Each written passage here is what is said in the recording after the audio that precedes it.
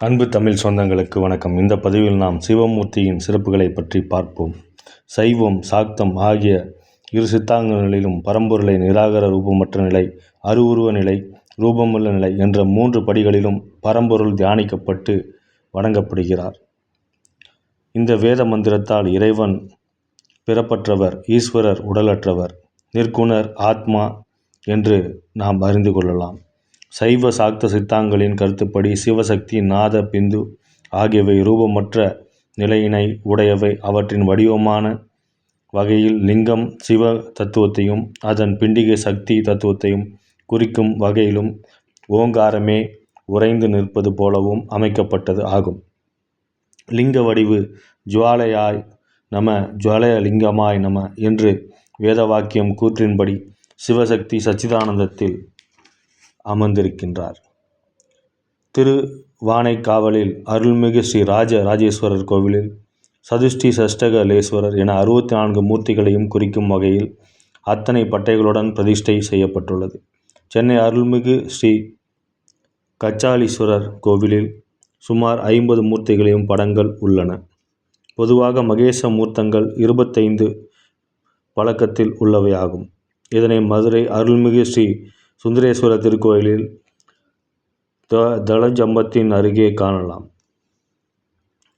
சிவபெருமானுடைய மூர்த்தங்கள் 64. இந்த 64 உருவங்கள் அடிப்படையில் 8 திருவுருவங்கள். சிவ பராக்கிரயம் என்ற பழைய நூலில் இந்த அஷ்டாஷ்ட மூர்த்தி ஸ்துதி கூறப்பட்டுள்ளது. இந்த 64 மூர்த்திகள் லிங்கமூர்த்தி, பொதுவடிவு, சதாசிவமூர்த்தி, உமாமகேசமூர்த்தி,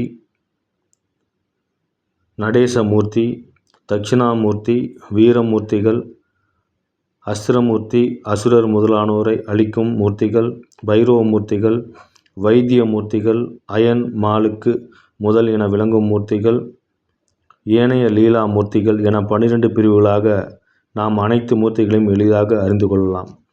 அதன் பிரிவுகள் பின்வருமாறு: லிங்கமூர்த்தி பொது வடிவம், அதனுடன் இணைந்த வடிவங்கள்: லிங்கோத்பவர் முகலிங்க மூர்த்தி, சதாசிவமூர்த்தி, மகா சதாசிவ மூர்த்தம், லகேஸ்வர மூர்த்தம், ஏகபாத மூர்த்தி, உமா மகேச மூர்த்திகள், சகாசன மூர்த்தி, உமேசமூர்த்தி, சோமாஸ்கந்தர், சந்திரசேரர், ரிஷபாருடர், கந்தாருரர், கங்கா விசர்ஜனர், கல்யாண சுந்தரர், அர்த்தநாரீஸ்வரர், கௌரி வரபட ரதர், கௌரி லீலா மன்மித மூர்த்தி, பிரார்த்தனா மூர்த்தி.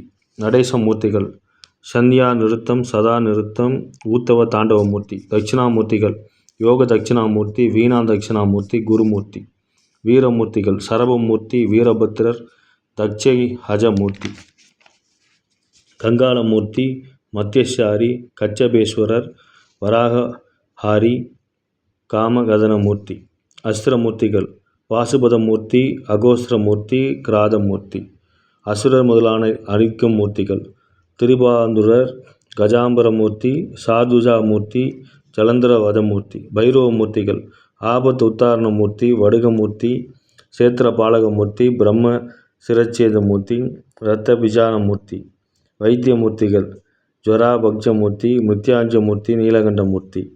அயன் மாலுக்கு முதலென என விளங்கும் மூர்த்திகள்: சங்கரநாராயணமூர்த்தி, ஏகபாத திருமூர்த்தி, திரிபாத திருமூர்த்தி, சக்கரபாரமூர்த்தி.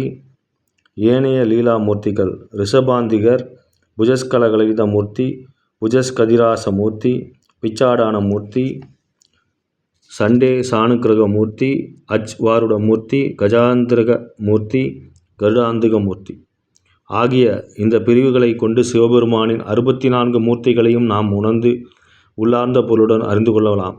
இந்த மூர்த்திகள் அனைத்தும் ஆணவம் காரணமாக ஏற்படும் அதர்மத்தினை அழித்து சத்தியத்தை நிலைநிறுத்தி தர்மத்தை காக்கும் வடிவங்களாக கூறப்படுகின்றன. ஆபத் உத்தாரண மூர்த்தி கூறுவதை நாம் இங்கே கவனிக்க வேண்டும். நமக்கு ஏதேனும் துன்பம் வரும்போது இது நாம் செய்த வினை பயனால் வந்தது என்று கருதி அந்த துன்பத்தினை நீக்கி முயற்சி செய்யாமல் இருந்துவிடக்கூடாது என்று அவர் கூறுகிறார். நாம் செய்த வினைகள்தான் காரணமாக துன்பங்கள் வருகின்றன என்பது உண்மையாக இருந்த போதிலும் வந்த வினைகளுக்கு எந்த வினை ஏற்படுகிறது என்று நமக்கு தெரியாது. அதனை அறிந்தவன் இறைவன் ஒருவனே. நாமாக கற்பனை செய்து கொண்டு இந்த வினையால் இந்த துன்பம் நேர்ந்து என்று கருதுதல் அறியாமை என்று அவர் கூறுகிறார். எத்தகைய துன்பம் வந்த போதிலும் ஆபத் பாந்தவா என்னை காப்பாற்று என்று பக்தி சிரத்தையுடன் கூப்பிட்டால் சாதாரண மனித வடிவில் தானே வந்து காப்பாற்றுவேன் என்று ஆபத் உத்தாரண மூர்த்தி கூறுகிறார். முன் செய்த தீவினை காரணமாக இப்போது துன்பப்படுகிறேன், இதனை விளக்க முடியாது என்று புலம்புபவர்கள் தற்கால உலகில் நாம் கண்டு வருந்துகிறோம். இதுபோன்ற அறியாமை நீக்க வேண்டும் என்று ஆபத் உத்தாரண மூர்த்தி கூறுகிறார். மற்ற மூர்த்திகளும் நமக்கு நல்வழி காட்டுகிற அற்புத மூர்த்தியாக திகழ்கிறார்கள். தற்கால உலகுக்கு சில மூர்த்திகள் தரும் படிப்பினையை எடுத்துக்காட்ட நாம் எத்தனை கோவில்களுக்கு சென்றாலும், எத்தனை புண்ணிய ஸ்தலங்களுக்கு சென்றாலும், எத்தனை தான தர்மங்கள் செய்தாலும் இறையருளால் மட்டுமே நமக்கு இந்த அறிவானது சித்திக்கும்.